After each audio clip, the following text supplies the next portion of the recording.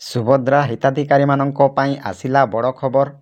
ଏହି ମାସ ଶେଷ ସପ୍ତାହରେ ସୁଭଦ୍ରା ଟଙ୍କା ଆସିବ ବୋଲି ଉପମୁଖ୍ୟମନ୍ତ୍ରୀ ପ୍ରଭାତୀ ପରିଡ଼ା କହିଛନ୍ତି।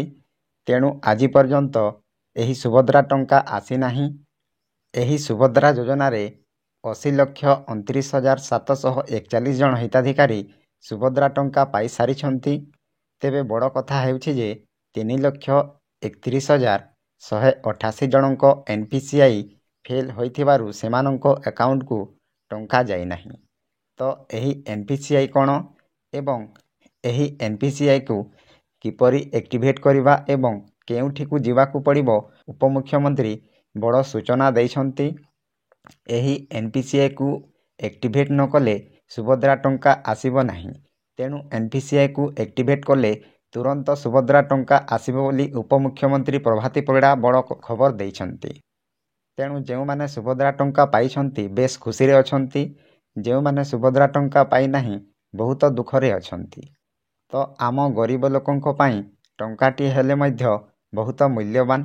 ତେଣୁ ସମସ୍ତ ସରକାରୀ ଯୋଜନାଗୁଡ଼ିକ ସମସ୍ତଙ୍କୁ ବା ଯୋଗ୍ୟ ହିତାଧିକାରୀଙ୍କୁ ମିଳୁ। ତେଣୁ ଆସନ୍ତୁ ଜାଣିବା ଏହି ସୁଭଦ୍ରା ଯୋଜନାର ଖବର କ'ଣ ଦେଇଛନ୍ତି ଉପମୁଖ୍ୟମନ୍ତ୍ରୀ ପ୍ରଭାତୀ ପରିଡ଼ା। ଭିଡ଼ିଓକୁ ସ୍କିପ୍ ନକରି ଲାଷ୍ଟ ପର୍ଯ୍ୟନ୍ତ ଦେଖନ୍ତୁ।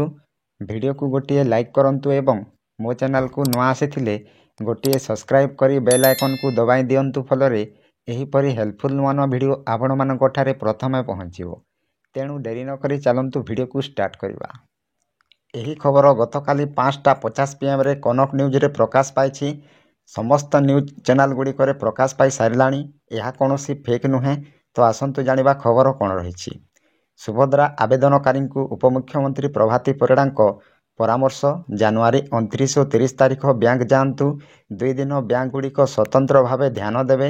ଯେଉଁମାନଙ୍କୁ କଲ୍ ଆସିଛି ଏବଂ ମେସେଜ୍ ଆସିଛି ସେମାନେ ଯାଆନ୍ତୁ ଏବଂ ସେହି ସମସ୍ୟା ଦୂର ହେବା ପାଇଁ ଆବେଦନକାରୀଙ୍କୁ ବ୍ୟାଙ୍କ ଯିବାକୁ ପଡ଼ିବ। ଦେଖନ୍ତୁ ଆଜ୍ଞା, ଜାନୁଆରୀ 29 ଓ 30 ତାରିଖ ଅର୍ଥାତ୍ ଆଜି ଏବଂ କାଲି ବ୍ୟାଙ୍କ ଯାଆନ୍ତୁ। 2 ଦିନ ବ୍ୟାଙ୍କଗୁଡ଼ିକ ସ୍ୱତନ୍ତ୍ର ଭାବେ ଧ୍ୟାନ ଦେବେ। ଯେଉଁମାନଙ୍କୁ କଲ୍ ଏବଂ ମେସେଜ୍ ଆସିଛି ସେମାନେ ବ୍ୟାଙ୍କ ଯାଆନ୍ତୁ। ବାକି ହିତାଧିକାରୀମାନଙ୍କୁ ବ୍ୟାଙ୍କ ଯିବାକୁ ପଡ଼ିବ ନାହିଁ ଏବଂ ସେହି ସମସ୍ୟା ଦୂର ହେବା ପାଇଁ ବ୍ୟାଙ୍କକୁ ଯିବାକୁ ନିଶ୍ଚୟ ଭାବରେ ପଡ଼ିବ। ତାପରେ ବ୍ୟାଙ୍କମାନଙ୍କରେ ବ୍ୟାନର ଲାଗିଥିବ, ସେଠି ଯାଇକି ପହଞ୍ଚିବେ। ବ୍ୟାଙ୍କ ପହଞ୍ଚି ଘଚ ଓ ଅଡ଼ୁଆ ଦୂର କଲେ ସମସ୍ତେ ଟଙ୍କା ପାଇବେ। ବର୍ତ୍ତମାନ ସୁଦ୍ଧା 1,27,23,249 ସୁଭଦ୍ରା ପାଇଁ ଆବେଦନ କରିଛନ୍ତି। ସେମାନଙ୍କ ମଧ୍ୟରୁ 80,29,741 ଜଣଙ୍କୁ ସହାୟତା ରାଶି ପ୍ରଦାନ କରାଯାଇଛି। 3,31,188 ଜଣଙ୍କ NPCI ଫେଲ୍ ହୋଇଛି। ଚତୁର୍ଥ ପର୍ଯ୍ୟାୟ ପୂର୍ବରୁ ସୁଭଦ୍ରା ହିତାଧିକାରୀଙ୍କୁ ମିଳିବ ଶେଷ ସୁଯୋଗ। ଏହାକୁ ନେଇ ସୂଚନା ଦେଇଛନ୍ତି ଉପମୁଖ୍ୟମନ୍ତ୍ରୀ ପ୍ରଭାତୀ ପରିଡ଼ା। ଦେଖନ୍ତୁ ଆଜ୍ଞା, ବର୍ତ୍ତମାନ ସୁଦ୍ଧା 1,27,23,249 ସୁଭଦ୍ରା ପାଇଁ ଆବେଦନ କରିଛନ୍ତି। ସେମାନଙ୍କ ମଧ୍ୟରୁ 80,29,741 ଜଣଙ୍କୁ ସହାୟତା ରାଶି ପ୍ରଦାନ କରାଯାଇଛି। ତାପରେ ବାକି ହିତାଧିକାରୀ 3,31,188 ଜଣଙ୍କ NPCI ଫେଲ୍ ହୋଇଛି। ଦେଖନ୍ତୁ ଆଜ୍ଞା, ଆପଣମାନେ ବ୍ୟାଙ୍କକୁ ଯାଇ ଆଜି ଏବଂ କାଲି NPCI ଆକ୍ଟିଭେଟ୍ କରନ୍ତୁ। ଯଦି NPCI ଆକ୍ଟିଭେଟ୍ କରିବେନି ତାହେଲେ ଏହି ସୁଭଦ୍ରା ଟଙ୍କା ଆଗକୁ ପାଇପାରିବେ ନାହିଁ। ତେଣୁ ଆପଣମାନେ NPCI ଆକ୍ଟିଭେଟ୍ କରନ୍ତୁ।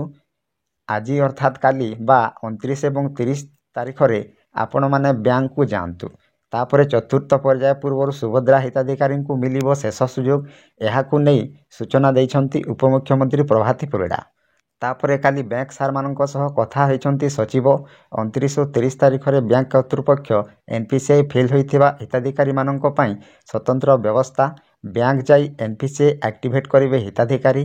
NPCI କ୍ଲିୟର ହେଲେ ଚତୁର୍ଥ ପର୍ଯ୍ୟାୟରେ ସମସ୍ତ ହିତାଧିକାରୀଙ୍କୁ ମିଳିବ ସୁଭଦ୍ରା ଯୋଜନାର ପ୍ରଥମ କିସ୍ତି। ଦେଖନ୍ତୁ ଆଜ୍ଞା, 29 ଓ 30 ତାରିଖରେ ବ୍ୟାଙ୍କ କର୍ତ୍ତୃପକ୍ଷ NPCI ଫେଲ୍ ହୋଇଥିବା ହିତାଧିକାରୀମାନଙ୍କ ରହିବ ସ୍ୱତନ୍ତ୍ର ବ୍ୟବସ୍ଥା। ସେମାନେ NPCI ଆକ୍ଟିଭେଟ୍ କରିବେ। ଆଉ ଏକ ବିଶେଷ ଖବର, ଯେଉଁମାନେ ସୁଭଦ୍ରା ଯୋଜନାରେ ଯେଉଁ ଆକାଉଣ୍ଟଟି ଦେଇଛନ୍ତି ସେହି ଆକାଉଣ୍ଟଟି କେଉଁ ବ୍ୟାଙ୍କରେ ଖୋଲିଛନ୍ତି ସେହି ବ୍ୟାଙ୍କକୁ ଯାଇ ଆପଣମାନେ NPCI ଆକ୍ଟିଭେଟ୍ କରିବେ। ତ ଆପଣମାନଙ୍କର ଯେଉଁ ବ୍ୟାଙ୍କରେ ଖାତା ଖୋଲିଛନ୍ତି ସେହି ବ୍ୟାଙ୍କକୁ ଯାଇ ଆପଣମାନଙ୍କର NPCI ଆକ୍ଟିଭେଟ୍ କରନ୍ତୁ ଏବଂ NPCI କ୍ଲିୟର ହେଲା ପରେ ଆପଣମାନଙ୍କର ସୁଭଦ୍ରା ଯୋଜନାର ଚତୁର୍ଥ ପର୍ଯ୍ୟାୟର ଟଙ୍କା ପ୍ରଥମ କିସ୍ତି ଆପଣମାନଙ୍କୁ ମିଳିଯିବ।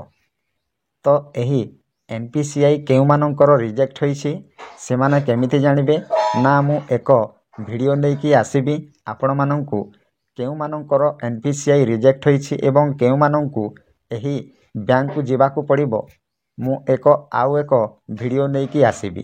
ତ ଆପଣମାନେ ମୋ ଚ୍ୟାନେଲ୍ ସହିତ ଯୋଡ଼ି ହୋଇ ରହନ୍ତୁ। ଚ୍ୟାନେଲ୍କୁ ନ ଆସିଥିଲେ ଗୋଟିଏ ସବସ୍କ୍ରାଇବ୍ କରନ୍ତୁ ଏବଂ ବେଲ୍ ଆଇକନ୍କୁ ଦବାଇ ଦିଅନ୍ତୁ, ଫଳରେ ଏହିପରି ହେଲ୍ପଫୁଲ୍ ନୂଆ ନୂଆ ଭିଡ଼ିଓ ଆପଣମାନଙ୍କ ଠାରେ ପ୍ରଥମେ ପହଞ୍ଚିବ। ତ ଭିଡ଼ିଓକୁ ଏଇଠି ଏଣ୍ଡ କରୁଛି। ଜୟ ଜଗନ୍ନାଥ।